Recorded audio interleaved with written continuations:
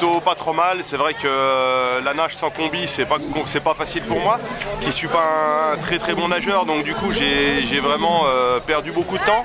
Après sur le vélo, j'ai essayé d'appuyer le plus fort possible et garder quand même un petit peu sur la course à pied, parce que je pensais éventuellement revenir encore en course à pied, et je termine dans les pieds de Laurent Collin, et à quoi 5-10 secondes, donc du coup voilà, je suis content parce que devant c'est pas des peintres, et du coup c'était vraiment relevé, et pour recoller devant c'était vraiment très dur, quoi. Ouais, il a fallu se remettre des quelques efforts de la veille. Raconte-nous, en Belgique, ça s'est pas bien passé, hein. Oui, c'est vrai que hier en Belgique, j'ai eu quelques complications lors de ma course. J'ai fait une belle natation. Après, sur le VTT, j'avais de très bonnes sensations. J'étais bien parti jusqu'à la première grande descente où là, je crève, j'ai pas pu réparer, et du coup, la bombe anti-crevaison n'a pas réussi à réparer le trou que j'avais dans le pneu. Et du coup, j'ai dû arrêter parce que j'avais rien d'autre pour réparer, et voilà, quoi. C'est un peu de ma faute. J'aurais dû prendre une chambre à air avec moi, avec une cartouche pour éventuellement réparer, ou des mèches. Ma foi, on va pas refaire la course, c'est comme ça. Et hier, il y a eu quand même pas mal de casses mécaniques et physiques sur ce circuit-là en Belgique. Donc voilà, pour moi, c'est que du matériel. Après, il faut savoir se remotiver et se refocaliser sur les prochains objectifs. Et puis aujourd'hui, même si j'avais terminé le Xterra Belgique hier, je serais venu quand même aujourd'hui donc à Bouzet. Et du coup voilà, ça m'a permis aussi de faire encore une bonne séance. Et voilà, c'est bien. En plus, il y avait du beau soleil, il y avait du beau monde, et c'était à domicile, donc c'est génial.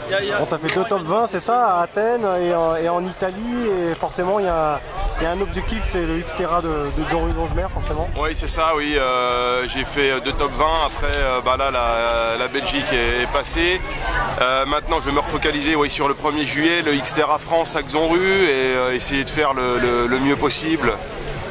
Parce que c'est une des manches que j'apprécie vraiment beaucoup, et à domicile en plus c'est d'autant plus intéressant que le circuit me convient bien. J'aime beaucoup ce circuit là, donc je vais me préparer vraiment pour ça, et puis on verra bien, en espérant qu'on ait les combis, parce que c'est vrai qu'à Xonru, s'il fait chaud, c'est pareil, les combis seront interdites, donc je vais encore travailler ma nage, et je sais que de toute façon je gagnerai jamais 5 minutes. Mais si je pouvais éventuellement m'économiser physiquement pour sortir de l'eau le mieux possible, et puis enchaîner vraiment fort sur le VTT, ce serait vraiment très bien, quoi. Pourquoi les combis sont interdites quand il fait chaud?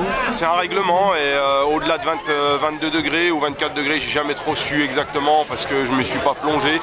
Après, je sais qu'en Allemagne, c'est le règlement ITU, c'est 18 degrés, et au-dessus de 18, c'est pas de combi du tout.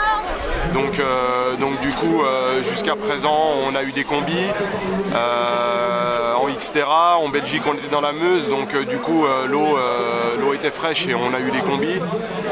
Maintenant, voilà, à Xonru, comme c'est un lac, et s'il continue à faire chaud comme ça les temps prochains, l'eau va vite chauffer, et je pense que voilà, d'après le règlement, on n'aura pas le droit au combi. Un dernier mois, Xonru, tu avais fait un top 10, mais c'était en amateur, c'est ça? Ouais, c'était en amateur. J'ai fait 7ème, c'était en 2015.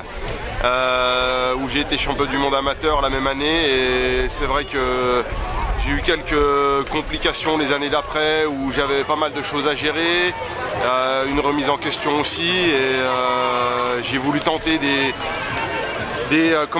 orientations différentes sur mes entraînements, sur mes préparations, et je me suis rendu compte que finalement je ne serais jamais un grand nageur, et qu'il fallait que je continue vraiment à améliorer et à garder mon niveau de vélo, parce que c'est ça qui est primordial aujourd'hui. La preuve en est que Xavier Daflon, le triathlète Xterra suisse, lui a un très gros vélo et a réussi à gagner une manche de Xterra à Scano l'année dernière. Et du coup, on nage quasiment en même temps, on fait les mêmes temps en natation. Donc je me dis que voilà, il faut que tu prennes sa roue. Ouais, c'est ça, voilà, il faut que je sorte en même temps que lui et que je prenne sa roue.